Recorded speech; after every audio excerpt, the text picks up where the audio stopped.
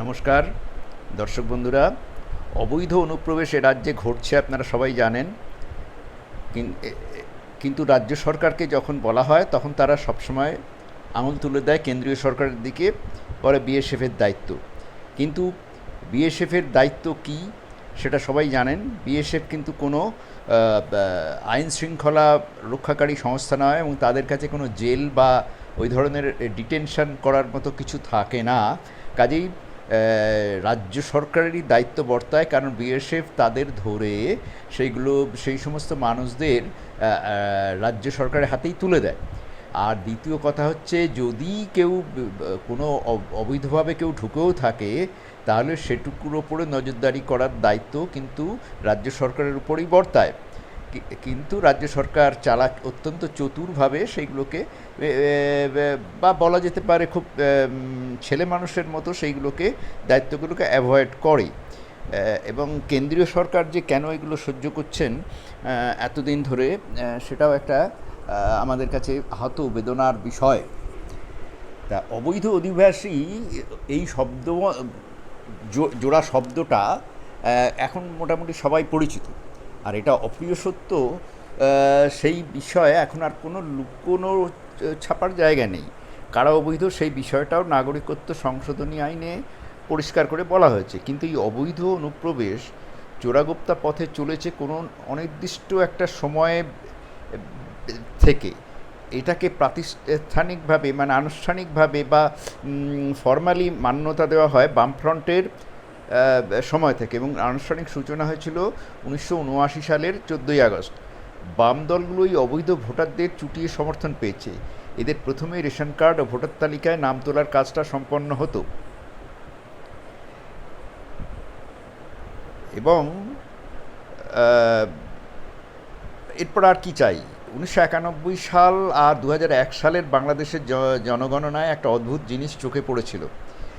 এই সময় বাংলাদেশের জনসংখ্যা 1 কোটি কমে গেছিল। আর ওখানকার যে স্বাভাবিক জন্মহার আর মৃত্যুহার গড়, সেটা যদি হিসাব করা হয় তাহলে 2 কোটি বেড়ে যাওয়ার কথা। তার মানে 3 কোটি মানুষ গায়েব হয়ে গেছে। এগুলো গেল কোথায়? এদের একটা অংশ পশ্চিম বাংলায় থেকে গেছে, আর বাকিটা ভারতের বিভিন্ন অঞ্চলে ছড়িয়ে পড়েছে। বাম দলগুলো এই ডিভিডেন্ডের পুরো ফায়দা লুটবে, তৃণমূল সেটা সহ্য করতে পারছিল না। তাই তৃণমূলের নেত্রী সরাসরি লোকসভায় দাবি তুললেন যে এই সমস্ত লোকদের তাড়াতে হবে। তিনি কোনো সদুত্তর পেলেন না, অধ্যক্ষের দিকে তোরাবাদা কাগজ ছুঁড়ে মারলেন। সেগুলো ইতিহাসের দলিল হয়ে আছে, আর এখন সেটা অস্বীকার করলে হবে না। দ্বিতীয় কথা হলো, তৃণমূল বুঝতে পারলো এই ভোট ব্যাংক যদি কবজা করা যায় তাহলে ওই দলের জয় সুনিশ্চিত। তারা 2011-এ ক্ষমতায় আসার পরে এই অবৈধ অনুপ্রবেশকে সুচারুরূপে শিল্পে পরিণত করে দিল। অগাধ অনিয়ন্ত্রিত অনুপ্রবেশ ঘটল তাদের পৌরোহিত্যে। শুধু তাই নয়, তারা আরও একটু এগিয়ে গেল। মায়ানমারের অধিবাসী ও বিদ্রোহী রাখাইন প্রদেশের রোহিঙ্গা তাদের বলে, তারা দলে দলে ঢুকতে লাগলো, লাখে লাখে কোটিতে। এরা পশ্চিমবাংলায় কাজ না পেয়ে অন্য প্রদেশে গেল, কিন্তু ভোটার রইল এখানকার বিশাল সংখ্যায়। কোটিতে কথাটা বললাম কারণ বাংলাদেশের নিজস্ব লোকের সঙ্গে তারা ঢুকেছিল, এ মিলেমিশে গেছে, বোঝা খুব মুশকিল। ভোটের সময় এদের আনার জন্য দলীয় উদ্যোগে এখানে বাসে ট্রেনের টিকিট বুক করে নগদ অর্থ দিয়ে আনা হয়। এরা শুধু ভোট দেয় তা নয়, এরা ভোটের কিছু আগে থেকে অবস্থান নিয়ে নেয়। ভোটের দিন ও ভোটের পরবর্তীকালে যে সমস্ত হিংসাত্মক কাজ আমরা দেখতে পাই সেগুলো করে। কখনোই অবাধ ও সুষ্ঠু নির্বাচন হয় না। জনসংখ্যা বেড়েছে যা, তার থেকে ভোটার শতাংশ বেড়েছে অনেক বেশি, এবং এখন যে বিপুল সংখ্যক মানুষ আমরা দেখতে পাচ্ছি পালাবার চেষ্টা করছে, তারা কিন্তু অবৈধ অনুপ্রবেশের একটা জ্বলন্ত প্রমাণ। এখন তৃণমূল চতুরভাবে বলছে যে বিএসএফ যেহেতু কেন্দ্রের, কাজেই বিজেপি সরকারের অধীনে তাদের অনুপ্রবেশ আটকানোর কথা। ওই দলের যাদের মাথা ঠিক আছে তারা বলে যে এটা বিএসএফের বা বিজেপির ব্যর্থতা। আবার অতি উৎসাহী সমর্থকরা বলছে যে বিএসএফ, এমনকি বিজেপি এদের টাকা দিয়ে ঢোকায়। কিন্তু গ্রাউন্ড রিয়ালিটিটা কী? বিএসএফ কিন্তু কোনো আইন শৃঙ্খলা রক্ষা করার কথা নয়। বাংলাদেশের যে সীমানায় একটা প্রাকৃতিক সমস্যা আছে, সেটা হলো উত্তর ও দক্ষিণ 24 পরগনা 2 জেলা বরাবর সীমান্ত অঞ্চলে এমন নদী ও খালবিল আছে যে কোনো কাঁটাতার দিয়ে অনুপ্রবেশ আটকানো যায় না। একই অবস্থা মালদা, মুর্শিদাবাদ, উত্তর ও দক্ষিণ দিনাজপুর জেলার। এখানে এমন নদী আছে যেগুলো দুই দেশের মধ্যে দিয়ে গেছে।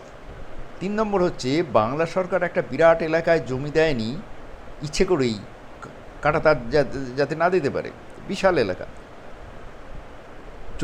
4 নম্বর হচ্ছে বিএসএফের কাজ তাদের আটকানো বা ধরে রাখা নয়, তাদের আটকানো শুধুমাত্র, ধরে রাখা নয়। বিএসএফ ধরেই তাদের রাজ্য পুলিশের হাতে তুলে দেয়, তারপর সেগুলো যখন জনস্রোতে মিশে যায় মানে পুলিশ তাদের ছেড়ে দেয়। 5 নম্বর হচ্ছে বিএসএফ তাদের রাজ্য পুলিশের হাতে যদি না দেয়, যদি ধরেও নি ওরা সত্যি বলছে, তাহলেও রাজ্য সরকার প্রশাসনের দায়িত্বের মধ্যে পড়ে যে কে অবৈধ নাগরিক ঘুরে বেড়াচ্ছে। হ্যাঁ, কারণ পুলিশের কাছে চর থাকে, পুলিশের গুপ্তচর থাকে, খোঁচর থাকে, ইনফরমার থাকে, সেসব আমরা জানি। আমরা এই আইন শৃঙ্খলার দায়িত্বে ছিলাম, কাজে এগুলো আমরা জানি। তার অর্থ দাঁড়ায় যে কোনো দিক থেকে দেখি না কেন, শেষ পর্যন্ত রাজ্য প্রশাসন ও শাসক দলেরই আইনগত নৈতিক দায়িত্ব এই অবৈধ অনুপ্রবেশ রোধ করা।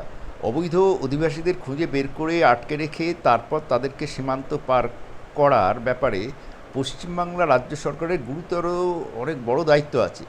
তাদের যেসব উদ্যোগ নিতে হয় তার মধ্যে পড়ে সীমান্ত নিরাপত্তা বাহিনীর সঙ্গে যৌথ উদ্যোগে রাজ্য পুলিশ সন্দেহভাজন অবৈধ অভিবাসীদের বিভিন্ন যাচাইকরণ প্রক্রিয়া তদন্ত করে তার রিপোর্ট দেবে, সাধারণ মানুষ থেকে সংগৃহীত সাধারণ মানুষের থেকে জোগাড় করা সূত্রের সাহায্যে তাদের আইডেন্টিফাই করবে। সন্দেহভাজন ব্যক্তিদের 1946-এর ফরেনার্স অ্যাক্ট বা বিদেশি আইন ও নানা প্রাসঙ্গিক আইনে তাদের আটক করবে। পুলিশ আটক ব্যক্তিদের তাদের কোন দেশের নাগরিক ও তাদের কাগজপত্র যাচাই করবে। এই ব্যাপারে তারা বাংলাদেশি কর্তৃপক্ষের সাহায্যও নেবে। যাচাই প্রক্রিয়ায় অবৈধ অভিবাসনের বিষয়টা যখন নিশ্চিত হয়ে যায়, তখন রাজ্য সরকার তাদের বহিষ্কারের এক্সপেল করার আদেশ জারি করে। তারপর আটক ব্যক্তিদের বিএসএফের হাতে তুলে দেয়। বিএসএফ এরপর তাদের পাহারা দিয়ে নিয়ে যায় সীমান্ত অবধি এবং তাদের বাংলাদেশে ফেরত পাঠাবার ব্যবস্থা করে। বাংলাদেশের কর্তৃপক্ষের সঙ্গে সহযোগিতা কিভাবে হয় যাতে মসৃণভাবে তাদের ফেরত পাঠানো যায় তা নিশ্চিত করতে বিএসএফ ও রাজ্য পুলিশ বাংলাদেশ সীমান্ত বাহিনীর আধিকারিকদের সঙ্গে সমন্বয় সাধন করবে।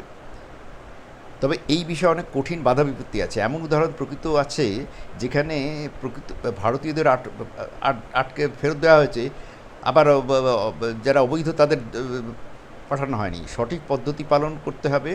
অনেক উদ্বেগের জায়গা আছে। এই ফেরত পাঠানোর পদ্ধতিতে মানবাধিকার লঙ্ঘন হচ্ছে, আটক ব্যক্তিদের সঙ্গে খারাপ আচরণ করা হচ্ছে, এই সমস্ত অভিযোগ ওঠে।